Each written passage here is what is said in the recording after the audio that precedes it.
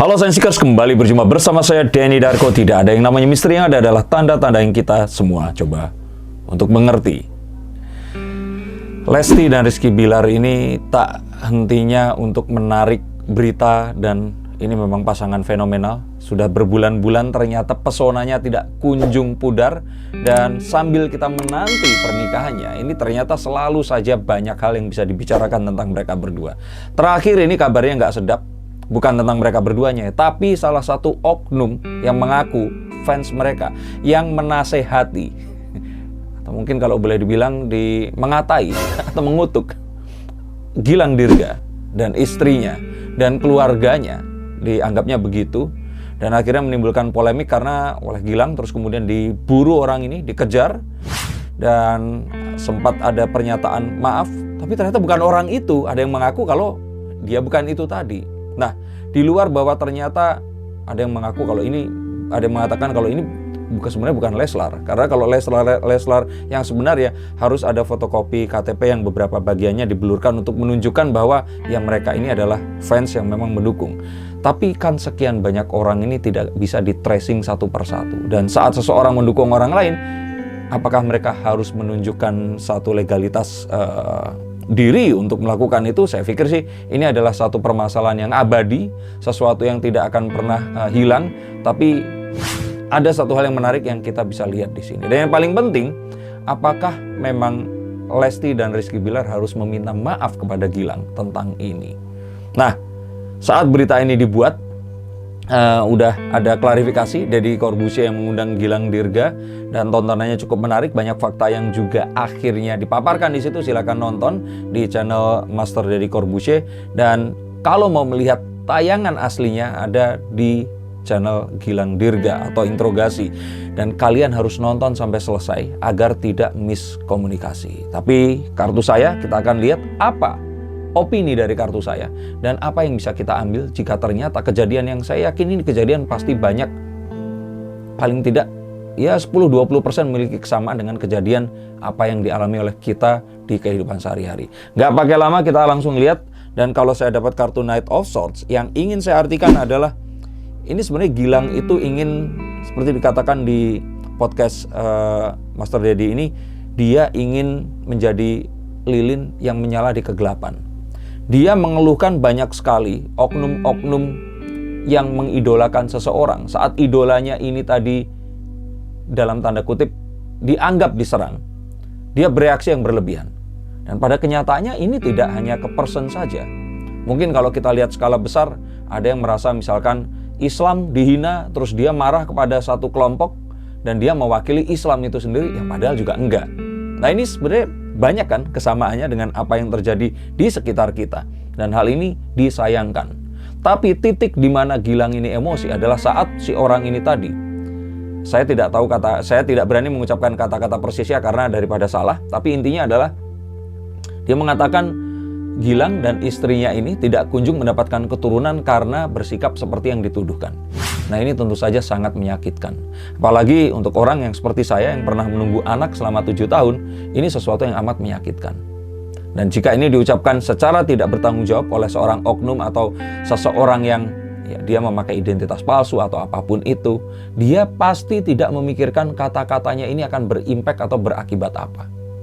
Kalau memang tujuannya menyakiti, ini rasanya Gilang tidak menyakiti Lesti. Ya walaupun pada kontennya Lesti ini menangis, tapi ini tidak ada yang merasa dirugikan di sini. Yang merasa dirugikan adalah oknum ini yang terus kemudian dia mengatakan seperti itu, dan ternyata ini menjadi panjang. Apa yang dikatakan ini sebenarnya bukan sesuatu yang baru sekali ini atau dalam sejarah belum pernah terjadi. Bahkan kalau buat saya pribadi, saking seringnya melihat ini, seakan-akan menganggap ini jadi kayak sebuah kewajaran saat seseorang boleh mengumpat, mengatakan hal yang tidak pantas saat ada sesuatu yang tidak sesuai dengan keinginannya. Nggak usah jauh-jauh, kalau mau lihat saja di ramalan saya tentang nggak boleh mudik di bawah itu. Kalau mau dikumpulin orang-orang yang menghina, mengumpat, menyumpahi saya, ada banyak di situ. Tapi yuk kita kembali lagi ke laptop. Kalau kata Mas Tukul, yang saya lihat di sini adalah Gilang ini langsung tersulut dan dia marah. Dan di sini dia ingin menjadi, nih, gue kasih contoh deh. Contoh buat apa? Bukan masalah memberi pelajaran, tetapi bahwa semua orang ini nggak bisa komen seenaknya. apapun yang kita katakan mengandung tanggung jawab yang harus kita berikan.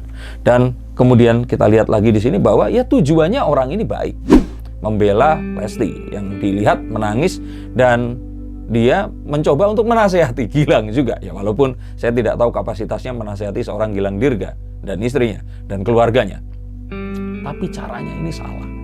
Mengatakan sesuatu dengan penuh kebencian, kekejian, sesuatu yang memancing perasaan tidak enak, apapun itu tidak akan memberikan sebuah change behavior atau perubahan sikap terhadap orang yang kita mau rubah sikapnya.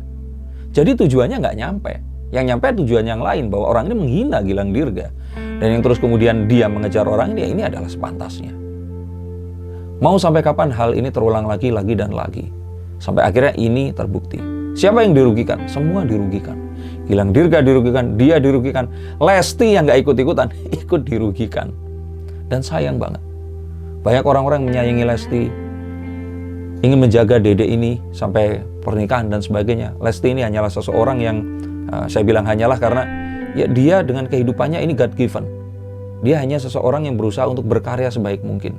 Kalau kita ketemu langsung dengan Lesti, kita akan tahu bahwa dia bukan orang yang melakukan sesuatu untuk mendapatkan sesuatu. Dia hanya melakukan sesuatu yang dianggap ya itu benar ya dia lakukan.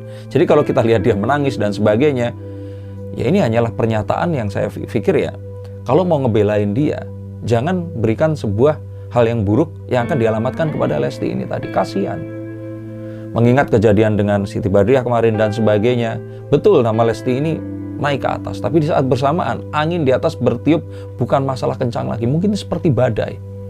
Dan ini sangat sayang ketika ya, tujuan baik ini tadi disampaikan dengan cara yang tidak baik, dan akhirnya malah yang rugi ya semuanya rugi, nggak ada yang untung di sini.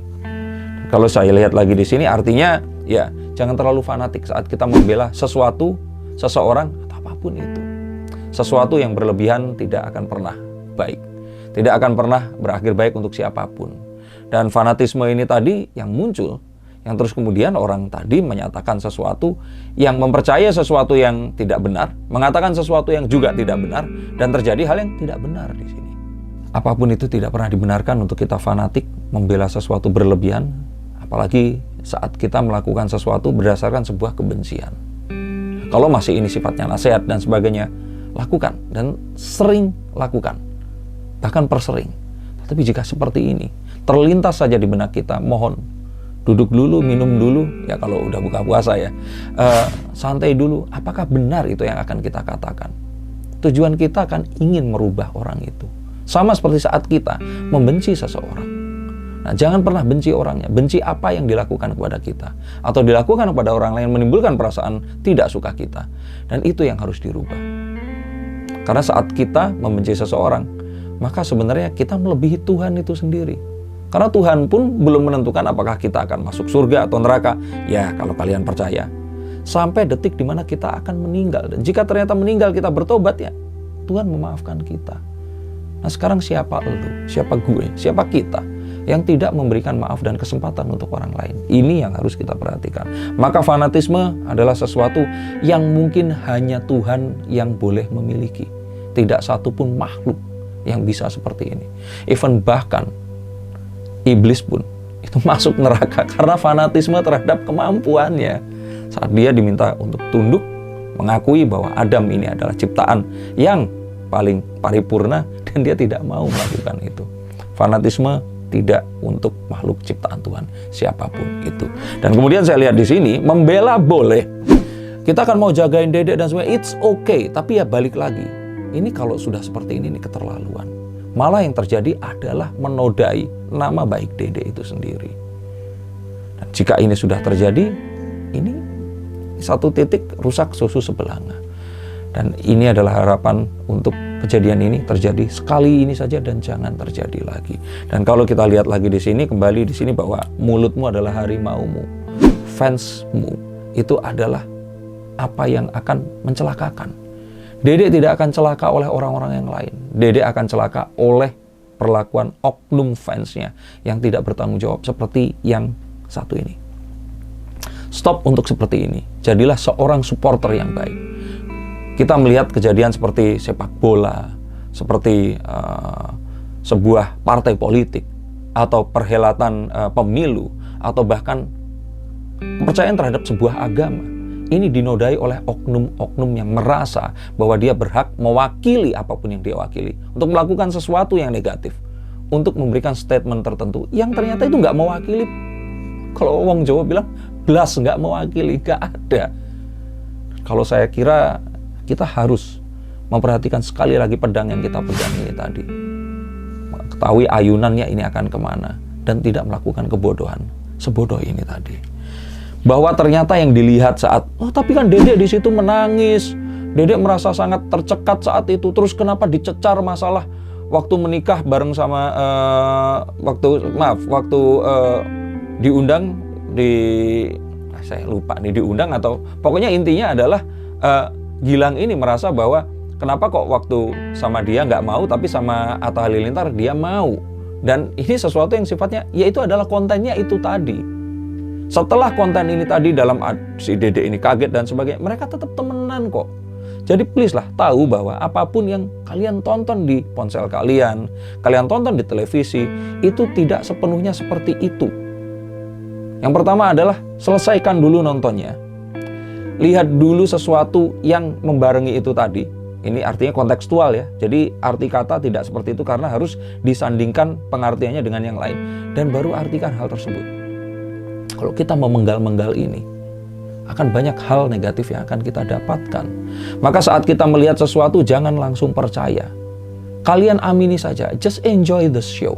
Kalaupun terlihat kalau terlihat di sini Dedek sangat tertekan dan sebagainya, ya ini tujuan acaranya seperti itu di podcast Gilang Dirga ini tadi. Apakah Gilang merasa seperti itu benar sama Dedek? Enggak juga. Mereka sering banget manggung di Indosiar, mereka sering ketemu, mereka juga bersahabat di balik layar. Dan saya pikir sih, apa yang kita percaya itu, coba kita lihat sekali lagi, jangan mudah sekali untuk tertipu. Ini yang saya ingin katakan. Dan apapun yang kita lihat saat kita menyaksikan, kita boleh merasakan emosi yang kita rasakan saat kita menyaksikan. Karena tujuannya tayangan dan konten adalah hal itu tadi. Tapi jangan terhanyut sehingga kita melakukan sesuatu yang terus kemudian akan kita sesali. Sesuatu yang misalkan kita nonton, Dedek nangis nih, berarti kita harus membela, berarti kita harus marah, kita harus... Coba duduk dulu, minum air dulu, ulang 5-6 kali nonton dulu, benar enggak? Kalau ternyata ini tujuannya adalah yang lain, kita akan salah mengartikan satu situasi, dan kita merespon situasi itu dengan melakukan sesuatu yang akan kita sesali. Kenapa kita sesali? Karena what happens in internet will stay in internet forever. Gak ada satupun cara menghapus apapun yang ada di server, ya kecuali punya duit yang banyak banget. Tapi kalau ini sudah di repost, reshare, ini udah gak bisa. Kalau kalian berpikir, ya maaf kak, aku kan umur 15 tahun, 14 tahun. Tunggu kalau umurmu nanti 50 tahun dan kalian melihat itu. Tunggu sampai anak kalian melihat itu, dan terus kemudian mereka akan malu dengan itu tadi. Banyak hal yang kadang-kadang kita lakukan dan terus kemudian kita menyesal. Sama seperti orang yang menato terus salah pilih tato, terus dia ingin menghapus tatonya itu tadi. Tato masih bisa dihapus. Apa yang kalian tulis di internet tidak akan pernah hilang. Dia akan ada di sebuah server, di sebuah tempat, entah di belahan dunia mana, dan itu hanya tinggal menunggu waktu untuk diunggah lagi. Ingat, ini adalah zaman di mana sesuatu yang tidak mungkin akan mungkin untuk terjadi. Dan sesuatu yang tidak mungkin itu, baik hal yang negatif, hal positif, atau hal apapun itu. Jadi kalau boleh saya bilang, Kartu The World menunjukkan dan memberikan peringatan untuk berhati-hati saat kita bersikap di dunia maya. Dan kemudian saya pikir ya, Dedek ini sekali lagi untuk kedua kali di konten ya, saya nyatakan bahwa perlu seorang mungkin manajer yang ngurusin PR. Public relation manager, semacam juru bicara kepresidenan. Loh, kenapa kok seperti ini? Orang seperti Atta Halilintar, Aurel, Dede Lesti, Rizky Bilar, ini kayaknya perlu orang-orang seperti ini agar kalau terjadi sesuatu, dan sesuatu ini rawan sekali untuk dibelokkan dan diarahkan, ini bisa memberikan jawaban. Dan untuk hal seperti ini, kalau saya pribadi, seperti judulnya, apakah Dede Lesti harus minta maaf? Ya enggak, karena yang dilakukan oleh oknum. Dan saya sih berpikir bahwa ini sebenarnya nggak ada hubungannya sama Dedek dan Gilang. Dedek dan Gilang akan tetap baik-baik saja. Tetapi orang-orang seperti ini, yang kasihan dan lebih kasihan lagi adalah artinya mereka itu mencurahkan apapun dalam hidup mereka yang tidak pernah benar. Jadi saat seseorang berkomentar, cara berkomentarnya, apa yang ditulis, dan seperti apa tampaknya, itu adalah cerminan hidupnya. Dan jika memang seperti itu, pasti akan sangat menyedihkan sekali. Dan ini terjadi, ingat, di semua hal. Tidak ada seseorang dengan kehidupan yang positif, melihat sesuatu yang negatif, dia akan berkomentar dan bertindak negatif. Orang positif akan selalu menyebarkan hal yang positif. Dan orang yang negatif selama-lamanya akan selalu menegatifkan apapun yang ada di depannya. Jadi kasihan banget. Tapi untuk ini memang perlu seorang manajer, PR manager, untuk meladeni hal-hal yang seperti ini tadi.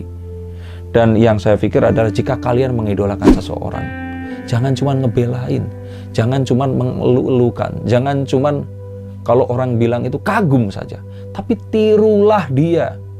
Tirulah kesederhanaan Lesti, tirulah kerja kerasnya, tirulah kerendahan hatinya, tirulah ketabahannya menghadapi pernikahan yang tidak jadi terus kemudian digantikan yang lebih baik oleh Tuhan Yang Maha Esa. Dan tirulah semua ini tadi.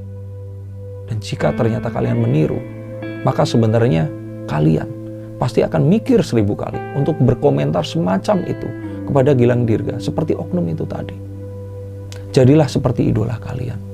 Karena Dedek Lesti pasti tidak akan menulis hal sekeji itu kepada siapapun, meskipun orang itu mengatakan sesuatu atau membuatnya dia menangis atau bersedih hati. Nah, tirulah idola kalian. Dan jadilah seseorang yang kalaupun nggak 100% bisa meniru, 10, 20%, 30%. Karena itulah tujuan kita mengidolakan manusia yang lain. Dan semoga kita bisa, ya paling tidak bisa meniru orang tersebut dan memberikan perubahan kepada hidup kita. Ini yang ingin saya sampaikan. Dan semoga kita belajar banyak dari ini semua. Tidak bertujuan untuk menghujat atau menyalahkan, membenarkan seseorang. Dan harapannya tetap satu. Jangan kita terpancing, mudah marah, dan tetap bijaksana menyikapi apapun yang ada di dunia maya. Terima kasih, sampai jumpa dan salam.